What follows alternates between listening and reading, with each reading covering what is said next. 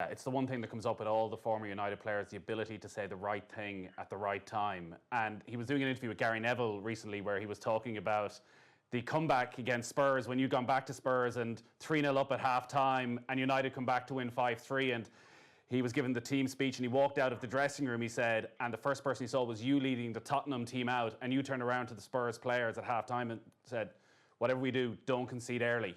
That there was something in his eyes that you saw that something was going to happen here, and I think they scored within 60 seconds of the restart and go on and win 5-3. Yeah.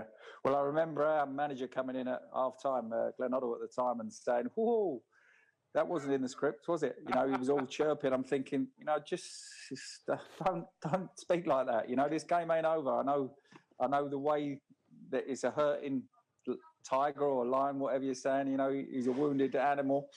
Just be careful what's going to go on here. And that was our mantra, to go out there and make sure we didn't concede in the first 5 or 10 minutes. And as you say, after a minute, it was 3-1 and the avalanche was coming. When the avalanche is coming as a player, and you've seen both sides of it, is there anything you can do? Do you just know in that second half this is only going one way, that no matter what I do as a senior player, there's just nothing we can do to turn this round? Well, it's you know, we've all been there, you know, and everybody's in different ideas, you know, unless you've sorted the plan out. It's like, right, what are we doing? Are we going to attack, or are we going to defend that 3-0? What are we going open? Are we doing what we did in the first half?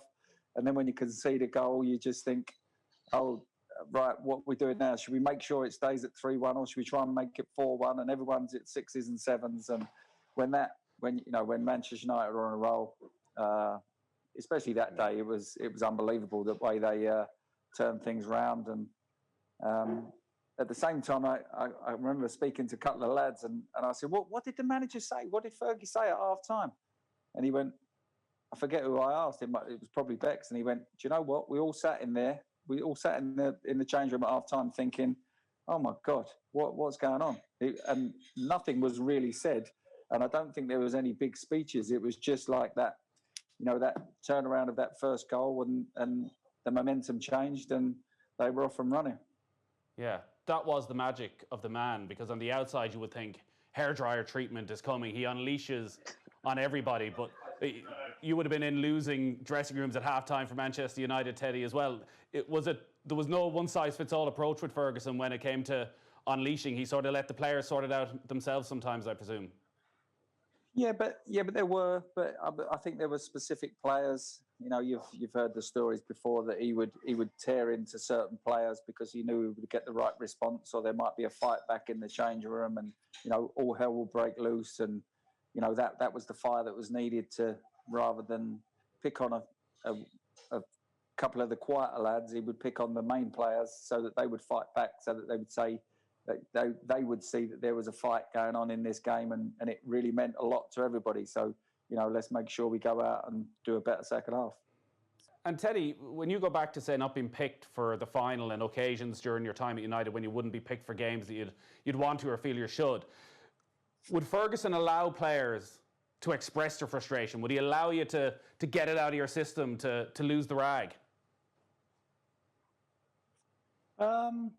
Yeah. I suppose so. He had a funny knack of during that particular season. He would, you know, I might have played on the Saturday and scored a goal and thought, right, that's it, I'm back in favour now. And on the Saturday morning before the game, he would pull you into his office and say, I'm resting you for today. And you're like, well, what do you mean resting me? I've played 2 games in the last 4 weeks and I've just scored and I'm on a buzz. You know, I'm feeling good about myself.